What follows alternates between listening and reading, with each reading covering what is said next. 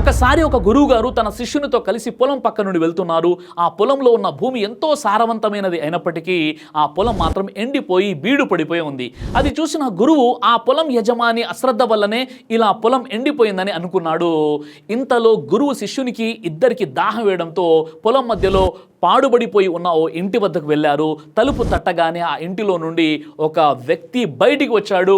అతని వెంట అతని భార్య, వారి 3 పిల్లలు కూడా ఉన్నారు. వారందరూ మాసిపోయి చిరిగిపోయిన వస్త్రాలను ధరించి ఉన్నారు. గురువు వారిని తాగడానికి నీళ్లు అడిగారు. వారు గురు శిష్యులకు నీళ్ళని అందించారు. అప్పుడు గురువు ఆ వ్యక్తితో ఇలా అన్నాడు, బాబు, నీ వద్ద ఇంత పెద్ద పొలం భూమి ఉంది, కానీ అందులో పంట లేదు, ఏ ఫలవృక్షము లేదు, మరి మీరెలా జీవిస్తున్నారని అడిగాడు. దానికి ఆ వ్యక్తి తమ వద్ద ఒకే గేదె ఉందని, అది చాలా పాలు ఇస్తుందని, నిత్యం ఆ పాలు పితికి వాటిని అమ్మి జీవిస్తున్నామన్నాడు. ఇలా ఉండగా అప్పటికి చాలా చీకటి పడిపోవడంతో ఆ రాత్రి ఆ గురు శిష్యులు ఇద్దరు అక్కడే ఉండి తెల్లవారిన తర్వాత అక్కడ నుండి వెళ్ళిపోవడానికి నిర్ణయించుకున్నారు. అయితే అర్ధరాత్రి దాటిన తర్వాత ఆ గురువు శిష్యుని లేపి, పద మనం వెంటనే ఇక్కడ నుండి వెళ్ళిపోవాలి, అంతేకాదు ఈ గేదెను కూడా మనం తీసుకువెళ్ళిపోవాలని చెప్పి గేదెను తోలుకొని చాలా దూరం ప్రయాణించి అక్కడ ఆ గేదెను వదిలేసి వెళ్ళిపోయారు. ఇది ఎందుకు ఆ శిష్యునికి నచ్చలేదు. ఇది తప్పు అని భావించాడు, కానీ గురువు మాటకు ఎదురు చెప్పలేక మౌనంగా ఉండిపోయాడు. అయితే శిష్యుని మనసులో ఈ విషయం ఉండిపోయింది. ఇలా 10 సంవత్సరాలు గడిచిపోయాయి. అనుకోకుండా ఓ రోజు శిష్యుడు ఓ పని మీద అప్పటి పొలం ఉన్న ప్రాంతం గుండా వెళ్లాల్సి వచ్చింది. అప్పుడు ఆ శిష్యుడు ఇలా అనుకున్నాడు, నేను వెళ్ళి ఆ వ్యక్తిని క్షమాపణ అడిగి రావాలి, మేము ఆ రోజు చేసిన తప్పు గురించి అతని వద్ద పశ్చాత్తాపం చెందాలి అనుకుని వెళుతుండగా ఆశ్చర్యంగా ఆ పొలంలో బాగా ఎదిగిన పంటలు, పండ్లు, చెట్లు, పొలాల మధ్యలో ఓ ఖరీదైన పెద్ద భవంతి కనిపించాయి.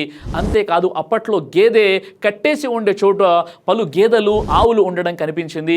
ఇది చూసి ఆ శిష్యుడు ఇలా అనుకున్నాడు, అప్పటి వ్యక్తి పొలాన్ని వేరే వాళ్ళకి అమ్మేసి కుటుంబంతో బతుకుదెరువు కోసం ఎక్కడికైనా వెళ్ళిపోయారేమో అనుకుంటూ వెనుదిరిగి వెళ్తుండగా పొలంలో అదే వ్యక్తి కనిపించాడు. వెంటనే అతని వద్దకు వెళ్ళి, అయ్యా, మీరు నన్ను గుర్తుపట్టి ఉండరు, నేను 10 సంవత్సరాల క్రితం మిమ్మల్ని కలిశాను అన్నాడు. దానికి ఆ వ్యక్తి, లేదు, నేను మిమ్మల్ని మరవలేదు, అసలు ఆ రాత్రి నేను నా జీవితంలో మర్చిపోలేను, మీరు మీ గురువు గారు వెళ్ళిపోయిన తర్వాత మా గేదె కూడా మాయమైంది, దీనికి నేను చాలా చింతించాను, ఇక జీవించడానికి ఏదో ఒకటి చేయాలి కదా అని కొంతకాలం కట్టెలు కొట్టి అమ్మడం ప్రారంభించాను. వచ్చిన డబ్బులతో మెల్లిమెల్లిగా పొలం పనులు మొదలు పెట్టాను. పంట బాగా పండింది. ఆ తర్వాత మంచి పండ్ల తోటలు అదే పెట్టాను. వాటిని విక్రయిస్తూ బాగా డబ్బులు సంపాదించేశాను. ఇప్పుడు నేను చుట్టుప్రక్కల గ్రామాల్లో అందరికంటే గొప్ప పండ్ల వ్యాపారం అయ్యాను అన్నాడు. దీనికి ఆ శిష్యుడు, ఈ పని నువ్వు 10 సంవత్సరాలకు ముందే చేసి ఉండొచ్చు కదా అని అన్నాడు. దానికి ఆ వ్యక్తి, పెద్దగా కష్టపడకుండానే నాకు గేదె పాలతో కాలం గడిచిపోతుంటే నేను నాలో ఉన్న ఇంతటి శక్తిని గుర్తించలేదు. కష్టమే లేనప్పుడు ఎందుకు మరింత కష్టపడడం అనుకుని అలాగే గడిపాను. కానీ ఎప్పుడైతే జీవించడమే కష్టమైపోయిందో అప్పుడు చచ్చినట్లు కష్టపడడం ప్రారంభించాను.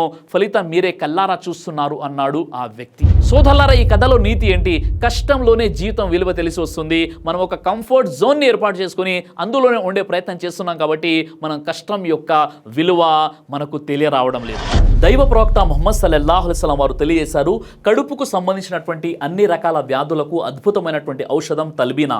ఇది దైవ ప్రవక్త వారి సున్నత్. మంచి ఆహారం, ఇమ్యూనిటీ బూస్టర్, ఇందులో షిఫా ఉంది. ఇది మంచి ఔషధంగా కూడా పనిచేస్తుంది కాబట్టి పిల్లలు అయినా పెద్దలు అయినా ఎవరైనా దీనిని ఉపయోగించవచ్చు. అలాగే ఖురాన్లో దైవం తెలియజేశాడు, తేనెలో మీకు స్వస్థత ఉంది అని.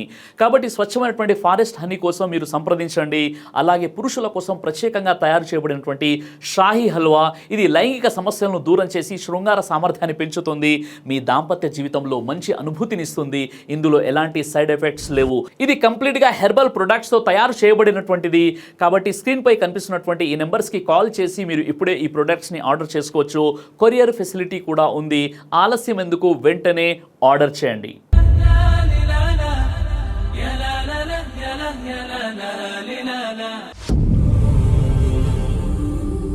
బ్రదర్ సిరాజ్ అని యూట్యూబ్ ఛానల్ని మీరు సబ్స్క్రైబ్ చేసినట్లయితే ఇన్షాల్లా దేవచిత్తం అయితే మీకు వీడియోస్ వస్తుంటాయి. అదేవిధంగా బ్రదర్ సిరాజ్ అనేటటువంటి ఫేస్బుక్ని కూడా లైక్ చేయడం వల్ల మీకు వీడియోస్ వస్తుంటాయి.